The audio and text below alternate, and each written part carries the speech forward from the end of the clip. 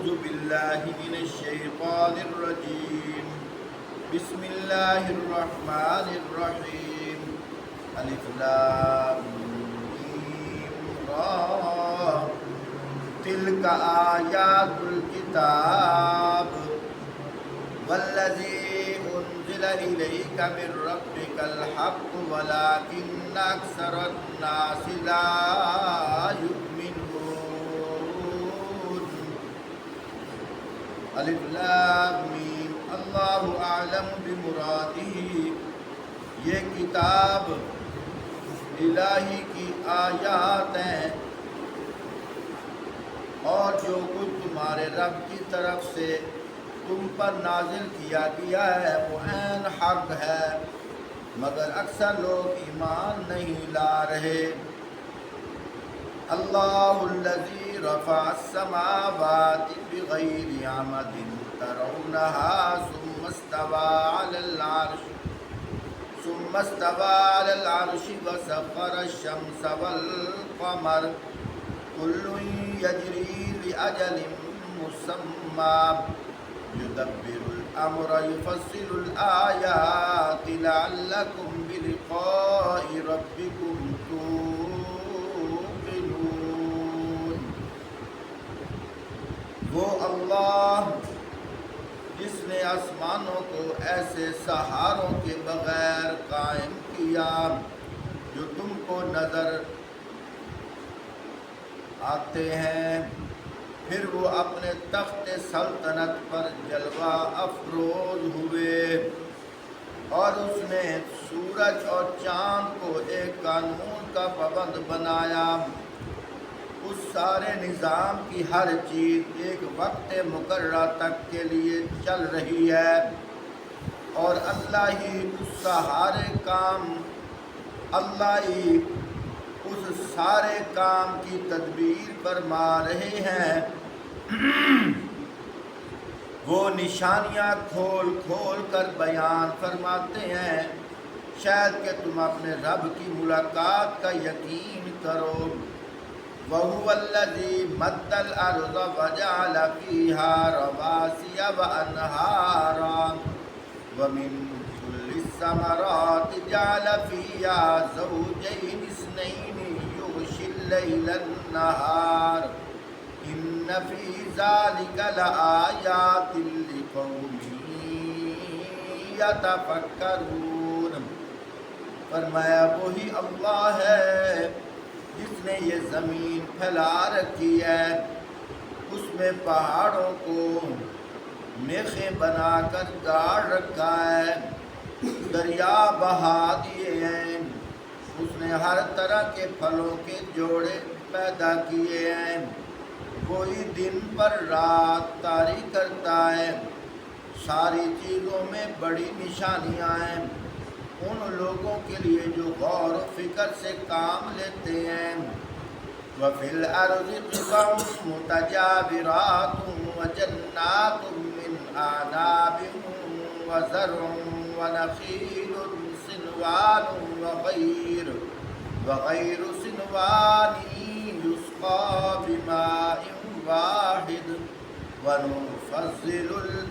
وَنُفَضِّلُ بَعْضَهَا عَلَىٰ بَعْضٍ فِي الْأُكُلِ إِنَّ فِي ذَلِكَ لَآيَاتٍ لِقَوْمٍ يَعْقِلُونَ. اور دیکھو زمین میں الگ الگ خطے پائے جاتے ہیں جو ایک دوسرے کے ساتھ واقع ہیں، اور انگور کے باغ ہیں، کھیتیاں ہیں، کھجور کے درخت ہیں، جن میں سے کچھ گہرے ہیں اور کچھ دوہرے. سب کو ایک ہی پانی ملتا ہے، مگر مزے میں ہم کسی کو بہتر بنا دیتے ہیں، کسی کو کم تر. ان سب چیزوں میں بہت ہی نشانیاں ہیں ان لوگوں کے لیے جو عقل سے کام لیتے ہیں. وَإِن تَعْجَبْ فَعَجَبٌ قَوْلُهُمْ أَإِذَا كُنَّا تُرَابًا أَإِنَّا لَفِي خَلْقٍ جَدِيدٍ أُولَئِكَ الَّذِينَ كَفَرُوا بِرَبِّهِمْ وَأُولَئِكَ الْأَغْلَالُ فِي أَعْنَاقِهِمْ وَأُولَٰئِكَ أَصْحَابُ النَّارِ هُمْ فِيهَا خَالِدُونَ۔ اب اگر تمہیں تعجب کرنا ہے تو تعجب کے قابل لوگوں کا یہ قول ہے کہ جب ہم مر کر مٹی ہو جائیں گے تو کیا ہم دوبارہ اٹھائے جائیں گے؟ یہ وہ لوگ ہیں جنہوں نے اپنے رب سے کفر کیا ہے، یہ وہ لوگ ہیں جن کی گردنوں میں طوق پڑے ہوئے ہوں گے، جن کی گردنوں میں طوق پڑے ہوئے ہیں، یہ جہنمی ہیں، جہنم میں ہمیشہ رہیں گے۔ وَيَسْتَعْجِلُونَكَ بِالسَّيِّئَةِ قَبْلَ الْحَسَنَةِ وَقَدْ خَلَتْ مِنْ قَبْلِهِمُ الْمَثُلَاتُ وَإِنَّ رَبَّكَ لَذُو مَغْفِرَةٍ لِلنَّاسِ عَلَىٰ ظُلْمِهِمْ وَإِنَّ رَبَّكَ لَشَدِيدُ الْعِقَابِ۔ یہ لوگ بلائی سے پہلے برائی کے لیے جلدی کر رہے ہیں، حالانکہ ان سے پہلے عبرتناک مثالیں گزر چکی ہیں۔ حقیقت یہ ہے کہ تیرے رب لوگوں کی زیادتیوں کے باوجود ان کو معاف کر دیتا ہے۔ یہ بھی حقیقت ہے کہ تیرے رب سخت سزا دینے والا ہے۔ وَيَقُولُ الَّذِينَ كَفَرُوا لَوْلَا أُنزِلَ عَلَيْهِ آيَةٌ مِّن رَّبِّهِ إِنَّمَا أَنتَ مُنذِرٌ وَلِكُلِّ قَوْمٍ هَادٍ۔ اور یہ لوگ جنہوں نے تمہاری بات ماننے سے انکار کر دیا ہے کہتے ہیں کہ اس شخص پر اس کے رب کی طرف سے کوئی نشانی کیوں نہیں نازل ہوئی؟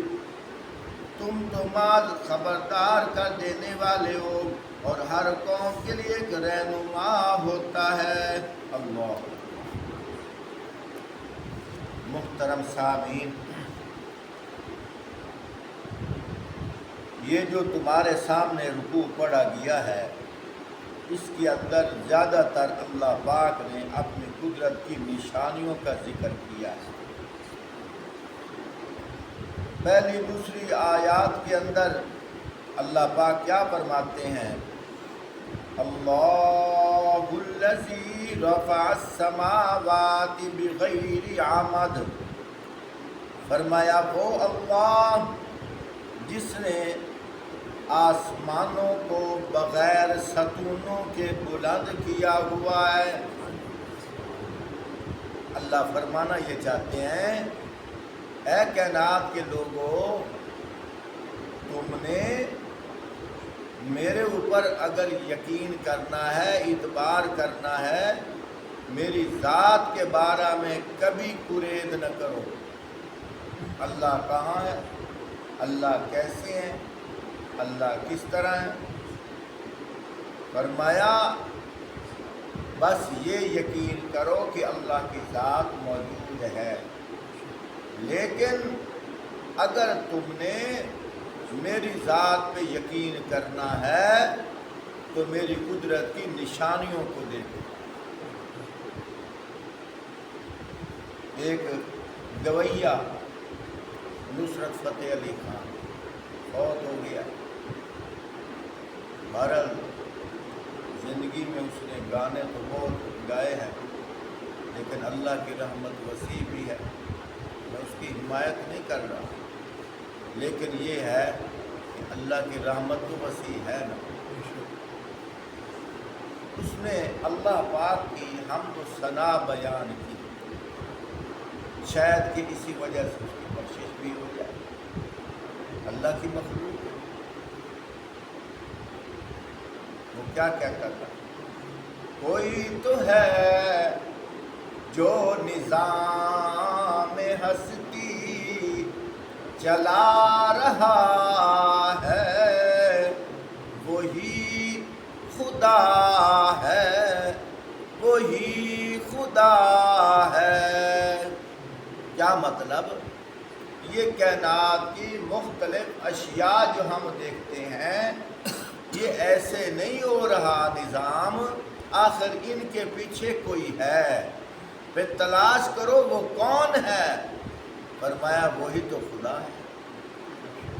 اللہ پاک یہی بات فرما رہے ہیں، اللہ الذی رفع السماوات بغیر عمد، فرمایا وہ اللہ جس نے آسمانوں کو بغیر ستون کے کھڑا کیا ہوا ہے۔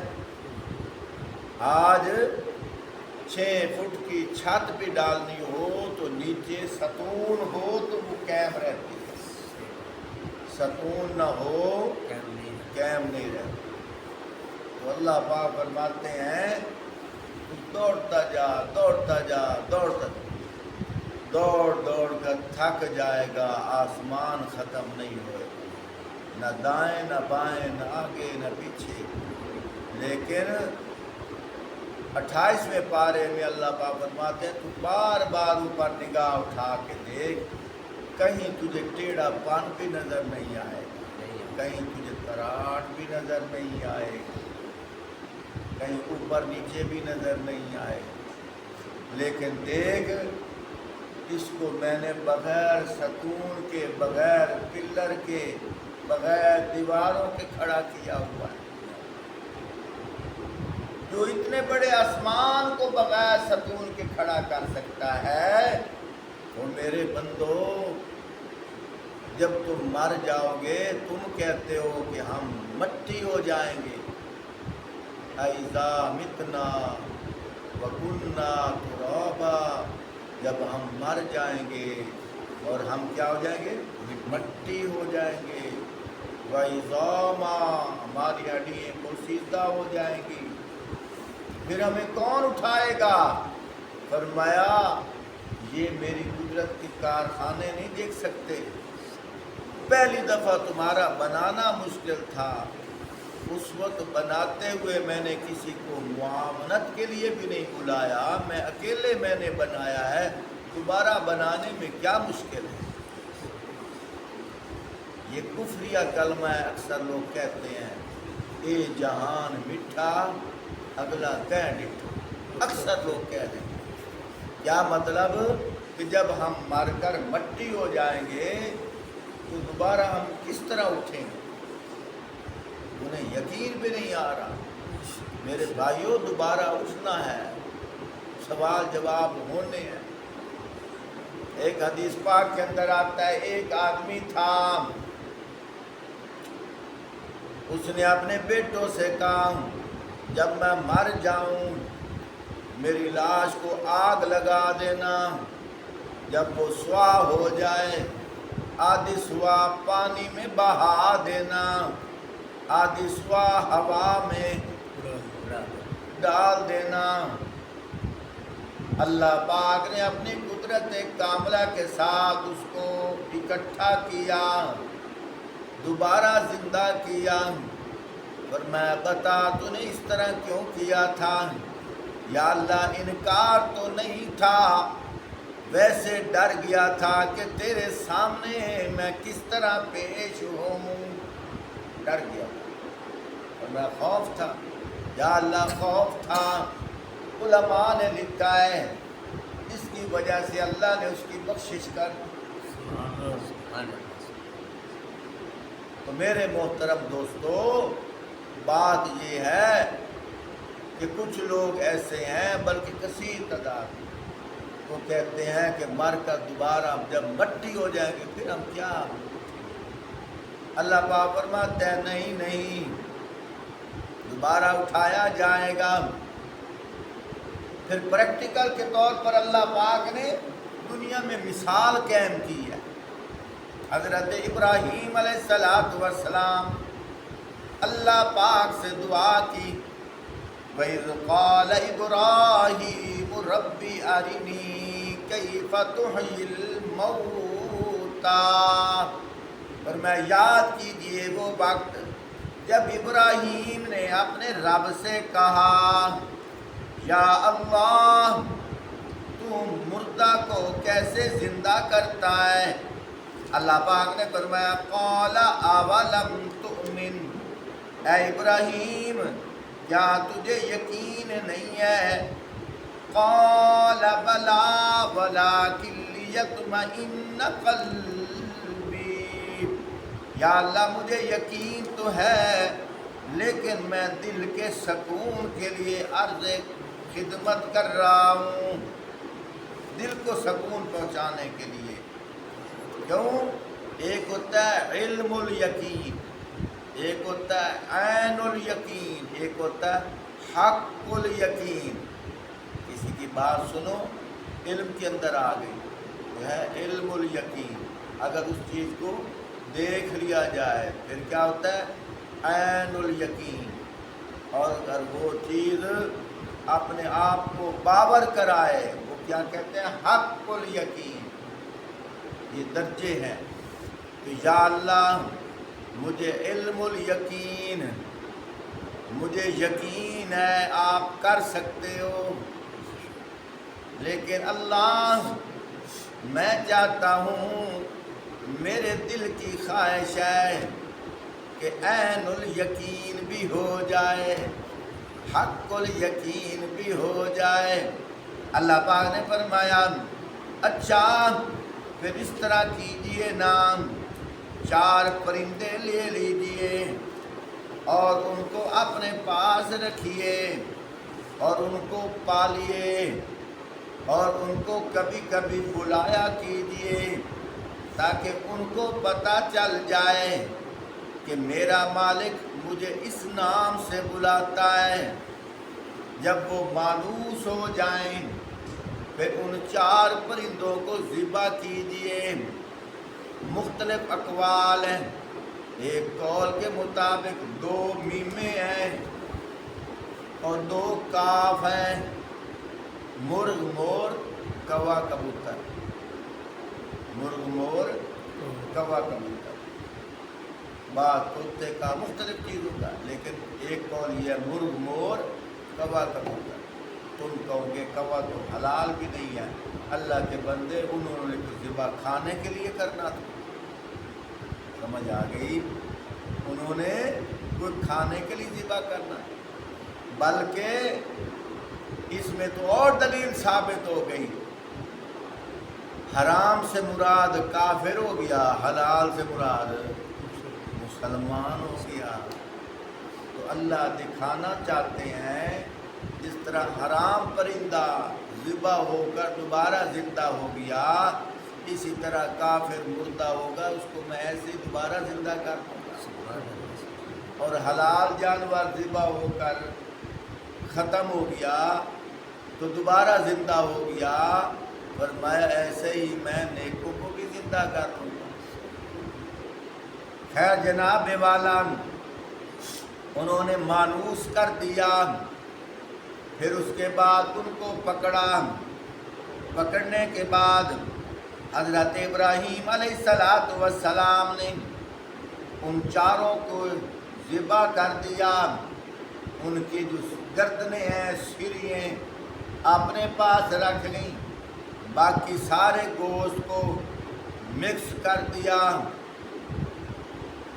اگر کوئی دیہاتی ہے تو وہ سمجھ لے کہ گوشت بنا دے، شہریت وہ ایسے سمجھے جیسے چاٹ بنا دی، ہر چیز مکس ہو گئی، دہی بھلے بن گئے، ہر چیز مکس ہو گئی۔ پھر مکس کرنے کے بعد پھر تھوڑا سا اٹھایا، دائیں طرف پھینک دیا، پھر اٹھایا بائیں طرف پھینک دیا، پھر آگے پھینک دیا، پھر پیچھے پھینک دیا، چاروں طرف ان کو پھینک دیا۔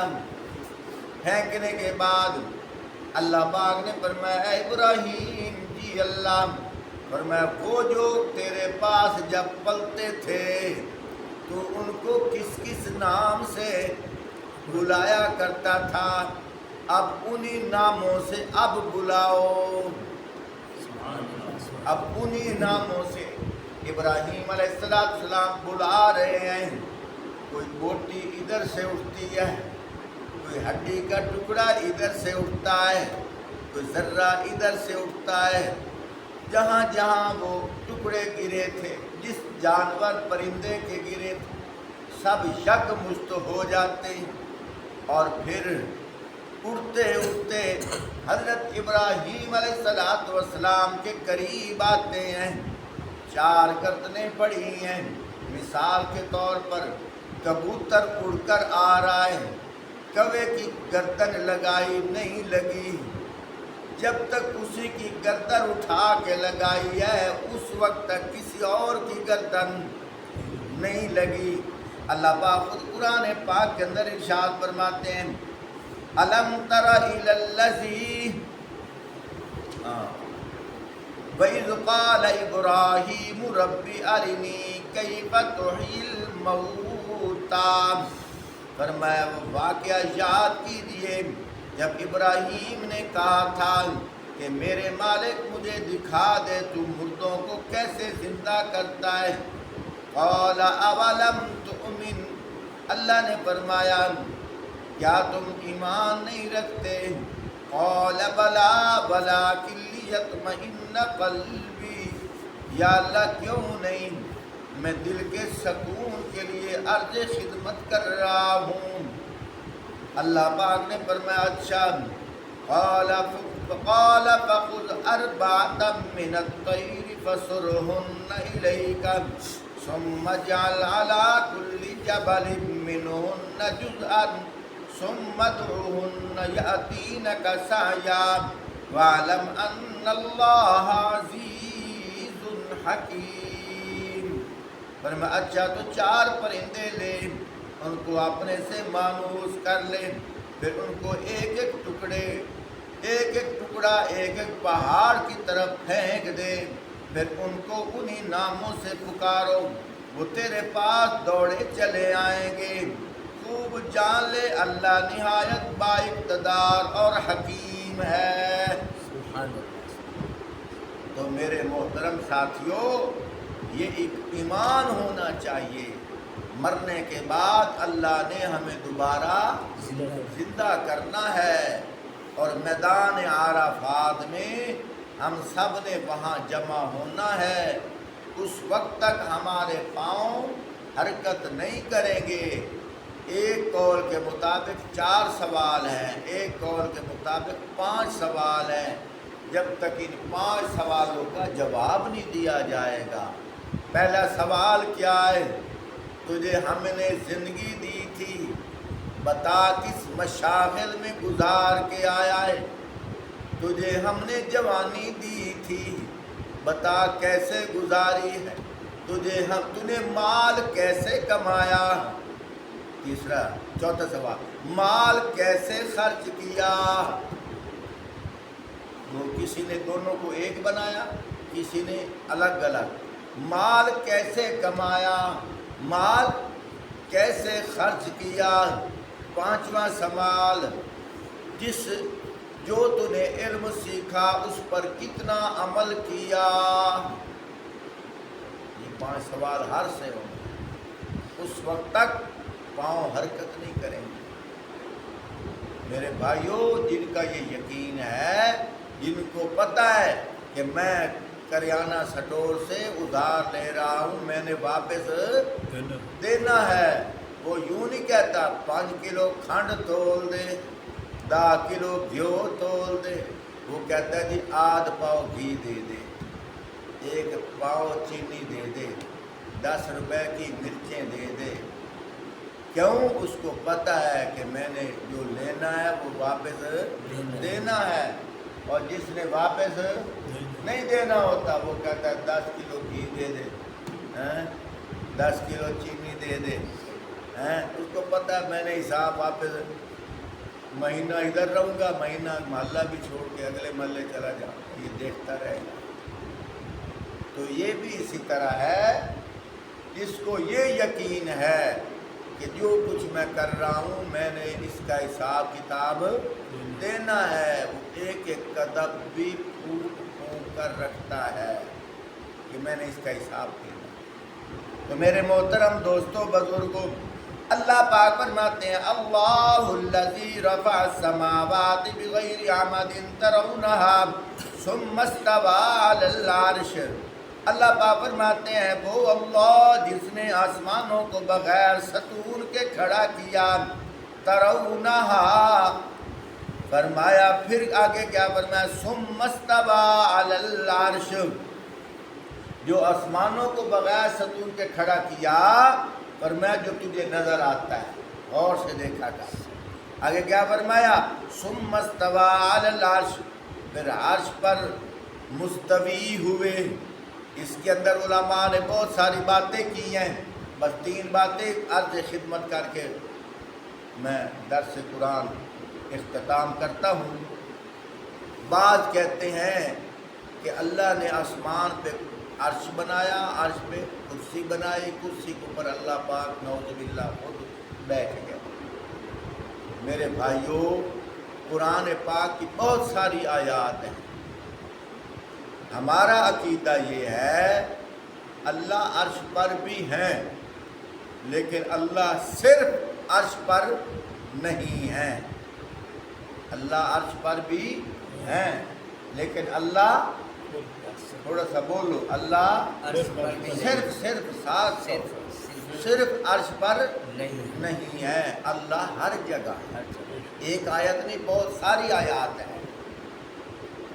ایک جگہ اللہ پاک نے کیا فرمایا؟ ما یکون من نجوا ثلاثۃ الا هو رابعهم ولا خمسۃ الا هو سادسهم ولا ادنى من ذلك ولا اکثر الا هو معهم اینما كانوا ثم ينبئهم بما عملوا يوم القیامہ ان اللہ بکل شیء علیم. یہ 28واں پارہ ہے، پہلا دوسرا رکوع ہے. اللہ پاک خود ذکر فرما رہے ہیں. اللہ دوسرا رکوع شروع ہو رہا ہے، اللہ پاک خود فرما رہے ہیں الم تر ان اللہ یعلم ما فی السماوات و ما فی الارض. کیا تم کو خبر نہیں ہے کہ زمین اور آسمانوں کی ہر چیز کا علم اللہ کے پاس ہے. ما یکون من نجوا ثلاثۃ الا هو رابعهم.